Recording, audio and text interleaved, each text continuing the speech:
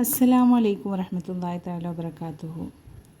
ഇന്ന് നമ്മൾക്ക് ഓതിയാൽ ഐശ്വര്യം ലഭിക്കുന്ന 5 ആയത്തുകളെ കുറിച്ചാണ് ഇന്ന് പറയുന്നത്.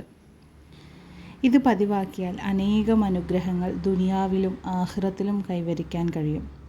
പിശാചിൻ്റെ വസ്വാസിൽ നിന്നും കാവൽ ലഭിക്കും. സ്വർഗത്തിൽ ഉന്നത സ്ഥാനം ലഭിക്കും. കടങ്ങളെല്ലാം വീടപ്പെടും. ദാരിദ്ര്യം അകലുകയും ഭക്ഷണത്തിൽ വിശാലത ലഭിക്കുകയും ചെയ്യും. ദുഃഖങ്ങളും പ്രയാസങ്ങളും ഒക്കെ തന്നെ ഇല്ലാതാവും. ആ ആയത്തുകൾ ഇപ്രകാരമാണ്: സൂറത്ത് അൻആമിലെ ആദ്യത്തെ 3 ആയത്തുകളും സൂറത്ത് ബറാഅത്തിലെ അവസാനത്തെ 2 ആയത്തുകളും എല്ലാ ഫർദ് നിസ്കാരത്തിനു ശേഷവും 7 തവണ പതിവാക്കുക.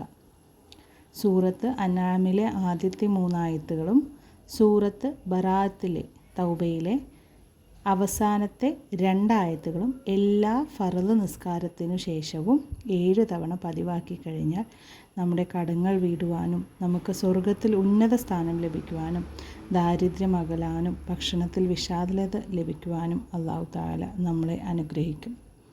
ഇൻഷാ അല്ലാഹ്. അതിനോടൊപ്പം തന്നെ നമ്മളൊരു കാര്യം ഓർക്കട്ടെ, 5 നേരത്തെ ഫർദ് നിസ്കാരം ഖളാ വരുത്താതെ തന്നെ നിസ്കരിക്കാനായി ശ്രദ്ധിക്കുക.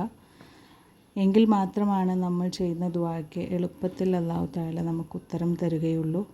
ഇൻഷാ അല്ലാഹ്. അടുത്ത വീഡിയോയിൽ കാണാം. അസ്സലാമു അലൈക്കും വറഹ്മത്തുള്ളാഹി തആല വബറകാതുഹു.